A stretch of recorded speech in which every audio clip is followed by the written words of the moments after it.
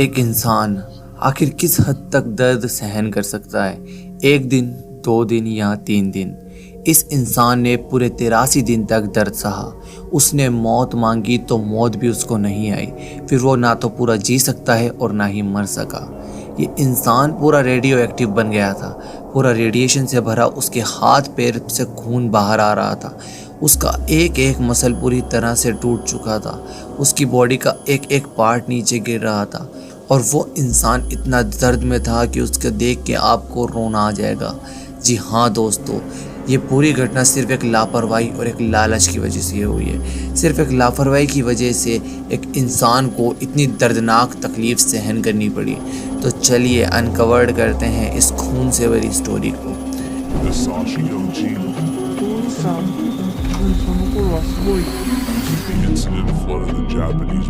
カルミ君が非常に低いということが तो बात है 1999 सितंबर की और कहानी है जापान के एक लड़के हिसाची उची की, जो एक जेसीओ नाम की कंपनी में काम किया करता था। जेसीओ का पूरा नाम Japan nuclear fuel cycle company था।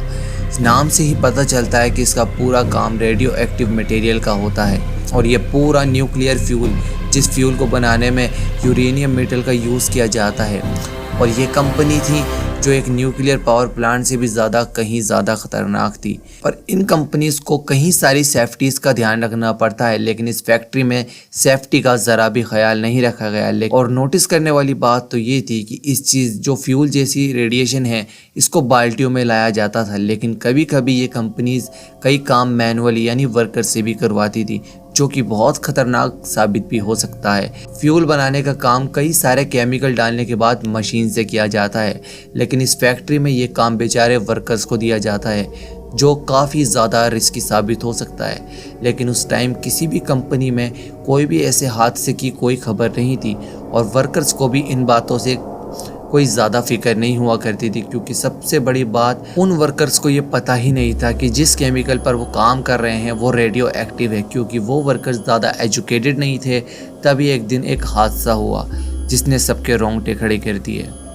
सितंबर 30, 1999 कंपनी का प्रोडक्शन कम चल रहा था और सप्लाई बहुत ज़्यादा थी, जिससे वो दूसरे लोगों की डिमांड पूरी नहीं कर पा रहे थे।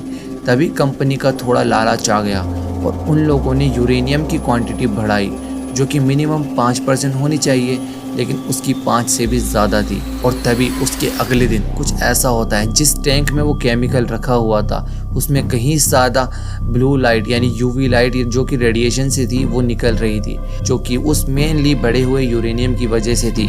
और जो हिसाची उची की हम बात कर रहे हैं वो उसी के पास काम कर रहा था और उसके साथ 2 वर्कर भी थे जो उसके साथ लगे हुए थे।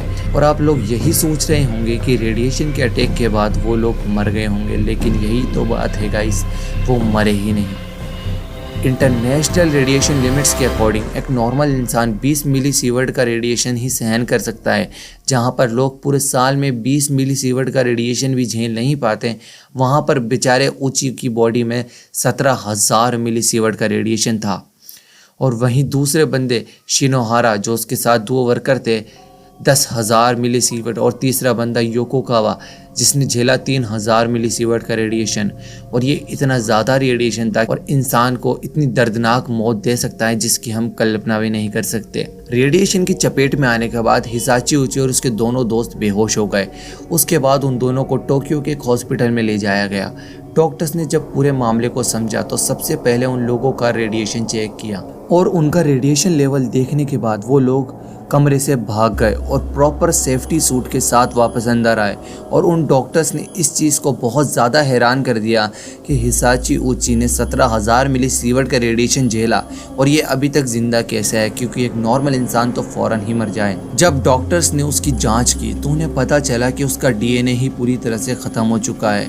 उसके सेल्स अब कभी दोबारा रीजनरेट नहीं करेंगे और स्किन पूरी तरह से झड़ जाएगी उसकी बॉडी से। और यही नहीं, उसके अंदर के जो बॉडी पार्ट्स हैं उनके सेल्स पूरी तरह से मर रहे थे।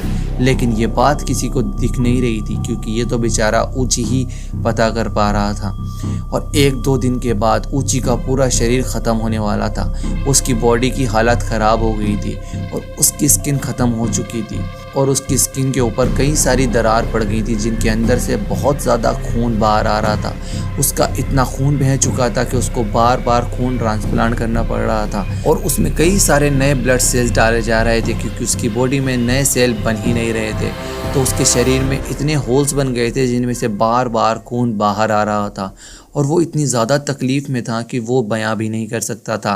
वो जब अपनी आंखें खोलता था उसकी आंखों में से भी खून बहता था और हर रोज़ 10 लीटर खून उसका बह जाता था। लेकिन उसके बाद भी और डॉक्टर्स उसको ज़िंदा रखने के लिए उसके अंदर खून डाला करते थे। हर रोज़ ये प्रक्रिया चलती थी और तभी एक दिन हिसाची ऊची की डेथ हो जाती है। डॉक्टर्स ने उसे बचाने की बहुत कोशिश की लेकिन क्या हिसाची ऊची के ज़िंदा रखना सही था? उसको तकलीफ़ में रखना सही था?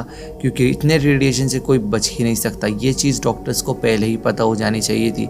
जब आपकी बॉडी में 17,000 मिलीसीवर्ट का रेडिएशन हो तो कोई कैसे बच सकता है? और बेचारे ऊची ने 83 डेज तक इस हादसे की तकलीफ़ झेली। और गाइस, ये स्टोरी से सचमुच रूह कांप गई। तो चलिए, वीडियोस में बस इतना ही। ऐसी और इंटरेस्टिंग स्टोरी वीडियोस के लिए चैनल को सब्सक्राइब करो और बेल आइकन तो ज़रूर दबाना। मिलता हूँ नेक्स्ट वीडियो में।